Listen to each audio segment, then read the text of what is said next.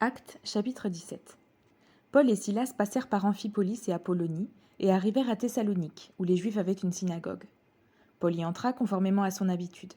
Pendant 3 sabbats, il discuta avec eux à partir des Écritures, en expliquant et démontrant que le Messie devait souffrir et ressusciter. « Ce Jésus que je vous annonce, disait-il, c'est lui qui est le Messie. » Quelques-uns d'entre eux furent convaincus et se joignirent à Paul et à Silas, ainsi qu'un grand nombre de non-juifs qui craignaient Dieu, et beaucoup de femmes importantes. Cependant, les Juifs restés incrédules prirent avec eux quelques vauriens qui traînaient sur les places, provoquèrent des attroupements et semèrent ainsi le trouble dans la ville. Puis ils se rendirent à la maison de Jason et cherchèrent Paul et Silas pour les amener vers le peuple. Ne les ayant pas trouvés, ils traînèrent Jason et quelques frères devant les magistrats de la ville en criant « Ces gens qui ont bouleversé le monde sont aussi venus ici, et Jason les a accueillis. Ils agissent tous contre les édits de l'empereur en prétendant qu'il y a un autre roi, Jésus. » Par ces paroles, ils troublèrent la foule et les magistrats, qui ne relâchèrent Jason et les autres qu'après avoir obtenu d'eux une caution. Aussitôt, les frères firent partir de nuit Paul et Silas pour Bérée. Dès leur arrivée, ils entrèrent dans la synagogue des Juifs. Ces derniers avaient des sentiments plus nobles que ceux de Thessalonique. Ils accueillirent la parole avec beaucoup d'empressement, et ils examinaient chaque jour les Écritures pour voir si ce qu'on leur disait était exact. Beaucoup d'entre eux crurent donc, ainsi que parmi les non-juifs, un grand nombre de femmes en vue et d'hommes. Mais quand les Juifs de Thessalonique apprirent que Paul annonçait la parole de Dieu aussi à Bérée, ils y vinrent pour agiter et troubler la foule. Alors les frères firent aussitôt partir Paul du côté de la mer, tandis que Silas et Timothée restaient à Bérée. Ceux qui accompagnaient Paul le conduisirent jusqu'à Athènes. Puis ils repartirent, chargés de transmettre à Silas et à Timothée l'ordre de le rejoindre au plus tôt. Pendant que Paul les attendait à Athènes, son esprit était profondément indigné à la vue de cette ville pleine d'idoles.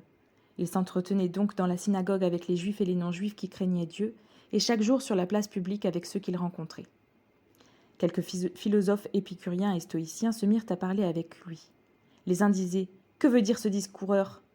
D'autres, parce qu'ils annonçaient Jésus et la résurrection, disaient « Il semble qu'il annonce des divinités étrangères. » Alors ils l'attrapèrent et le conduisirent à l'aéropage en disant « Pourrions-nous savoir quel est ce nouvel enseignement que tu apportes ? En effet, tu nous fais entendre des choses étranges. Nous voudrions donc savoir ce que cela veut dire. » Or, tous les Athéniens et les étrangers qui résidaient là ne passaient leur temps qu'à dire ou à écouter les dernières nouveautés. Paul, debout au milieu de l'aéropage, dit « Athéniens, je vous trouve à tout point de vue extrêmement religieux. En effet, en parcourant votre ville et en examinant les objets de votre culte, j'ai même découvert un autel avec cette inscription « À un Dieu inconnu ». Celui que vous révérez sans le connaître, c'est celui que je vous annonce. Le Dieu qui a fait le monde et tout ce qui s'y trouve est le Seigneur du ciel et de la terre, et il n'habite pas dans des temples faits par la main de l'homme.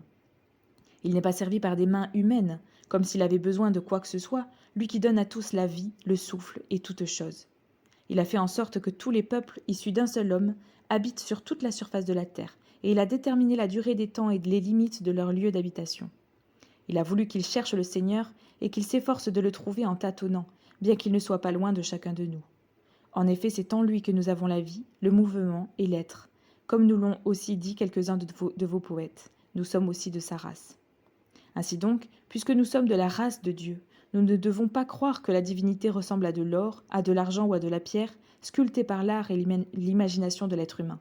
Sans tenir compte des temps d'ignorance, Dieu annonce maintenant à tous les êtres humains, partout où ils se trouvent, qu'ils doivent changer d'attitude, parce qu'il a fixé un jour où il jugera le monde avec justice par l'homme qu'il a désigné. Il en a donné à tous une preuve certaine en le ressuscitant. Lorsqu'ils entendirent parler de résurrection des morts, les uns se moquèrent et les autres dirent « Nous t'entendrons là-dessus une autre fois. » Ainsi Paul se retira du milieu d'eux. Quelques-uns cependant se joignirent à lui et crurent. Parmi eux figurait Dénis, l'Aréopagite, une femme du nom de Damaris et d'autres avec eux.